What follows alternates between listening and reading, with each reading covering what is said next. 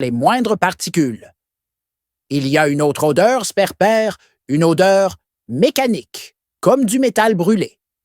Soudain, un bruit de moteur retentit au loin. Un véhicule. Dans le désert, c'était rare. Trop rare pour être une coïncidence. On nous a devancés, Ziggy. La Zoril travaille pour quelqu'un. Et ce quelqu'un a un 4x4.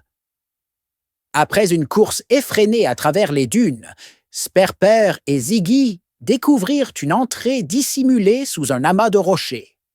À l'intérieur, un tunnel éclairé par des lampes à huile menait à une caverne.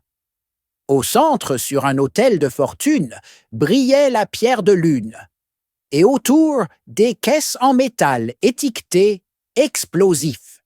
« Par les moustaches de mon arrière-grand-père », siffla Sperper, « ils veulent faire sauter quelque chose. » C'est alors que la Zorille apparut, les yeux luisants de malice, suivie d'un homme en combinaison noire, un masque à gaz sur le visage. « Ah! Le célèbre détective Sperper !» ricana l'homme. « Trop tard, petit renard. Avec la pierre de lune et ses explosifs, je vais faire sauter la source de l'oasis.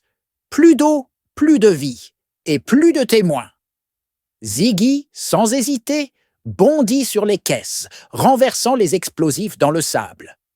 « Pas si vite, les gars! » Sperper, lui, avait un plan. Il savait que la Zoril détestait une chose plus que tout, l'eau. D'un coup de patte, Sperper fit tomber une outre remplie d'eau sur la Zorille. L'animal, paniqué, se mit à courir en tous sens, répandant son odeur nauséabonde. L'homme masqué, étourdi par la puanteur, trébucha et lâcha la pierre de lune. « Ziggy, maintenant !» Le lézard, rapide comme l'éclair, attrapa la pierre dans sa gueule et filait déjà vers la sortie.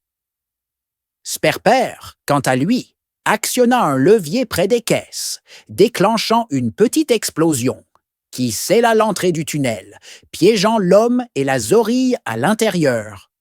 De retour à l'oasis, Sperper rendit la pierre de lune aux Touaregs, sous les acclamations. Le chef de la tribu, un vieil homme aux yeux sages, leur offrit un collier de perles bleues. « Vous avez sauvé notre désert, Sperper et Ziggy. Mais attention, murmura-t-il. La Zoril n'est qu'un outil. Celui qui tire les ficelles est toujours là, quelque part. » Ziggy s'étira, satisfait. « Une autre aventure, Sperper ?» Sperper sourit, les yeux brillants sous la lune saharienne. « Demain, Ziggy, demain.